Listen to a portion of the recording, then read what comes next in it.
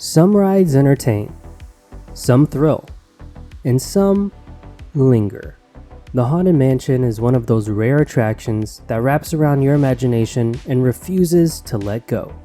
My name is Park Hopper Chris, and this is Sunday Ride Showcase, a weekly series where we explore iconic attractions from around the world. And today on episode 29 of Sunday Ride Showcase, we're stepping into the cobweb-covered corridors of one of Disney's most beloved creations. This is the Haunted Mansion.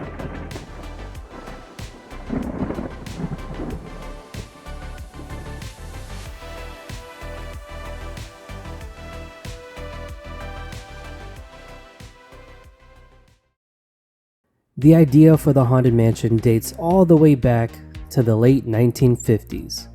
As Walt Disney was planning Disneyland, he envisioned a spooky haunted house attraction, but one that didn't rely on cheap thrills or horror. It had to be family friendly, but still chilling and immersive.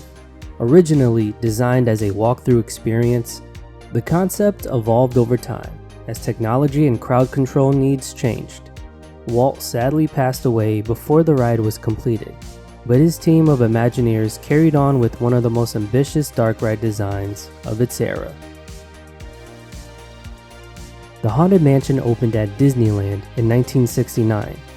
It featured a New Orleans-style exterior perfectly fitting within the park's New Orleans Square. Guests enter a stately manor filled with eerie effects, haunting music, and one of the most iconic voiceovers in theme park history. To find a way out. Of course, there's always my way.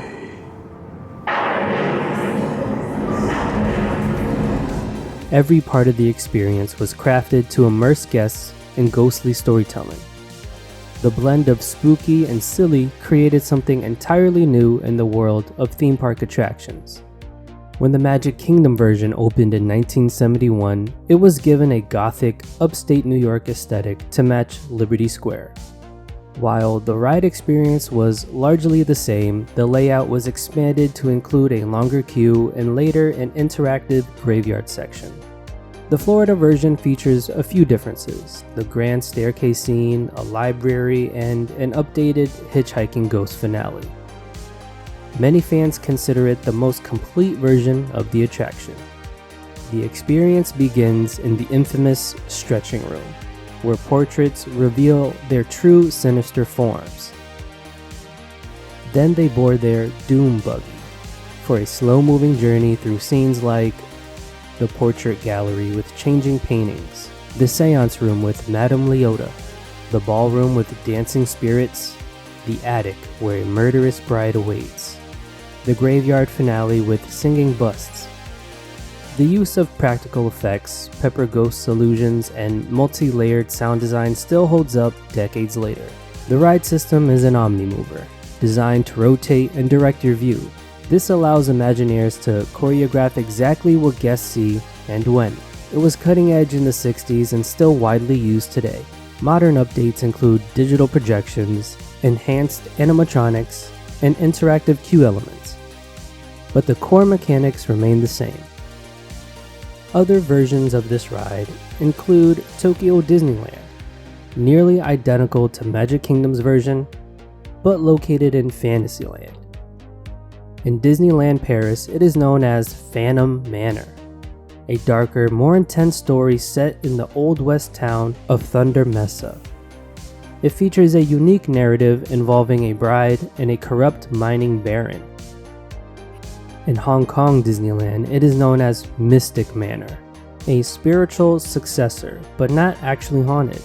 Instead of ghosts, it features magical artifacts and an enchanted music box. Each version adapts the core idea to fit its cultural and park-specific themes, but the DNA of the original Haunted Mansion lives on. At Disneyland, each Halloween and Christmas season, the mansion is transformed into Haunted Mansion Holiday, a crossover between Tim Burton's The Nightmare Before Christmas. Jack Skellington and his friends take over the mansion, replacing many of the scenes with Halloween Town versions. Fans either love or loathe the overlay, but there's no denying the scale of creativity of the seasonal transformation. The Haunted Mansion has inspired two major films. In 2003, The Haunted Mansion starring Eddie Murphy, a family comedy that didn't quite capture the tone of the attraction. Haunted Mansion in 2023, which took a more faithful approach to the lore, character names, and tone.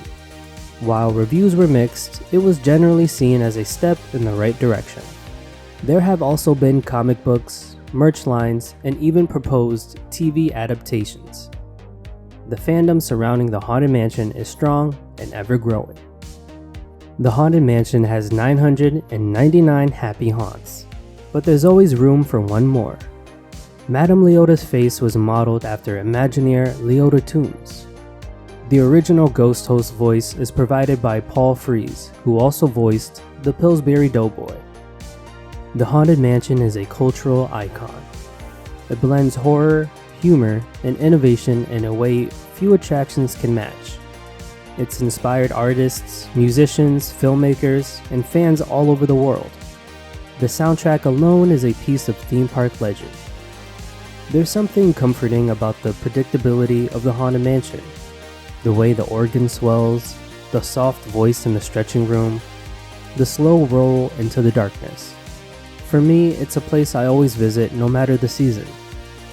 It's a reminder of how storytelling, even in a spooky setting, can feel warm, familiar, and oddly joyful. Thanks for watching episode 29 of Sunday Ride Showcase. Every week is a new attraction, so be sure to like and subscribe so you don't miss out. And if there's any ride you'd like to see featured, let me know in the comments below. Until next time, I'll see you in the queue.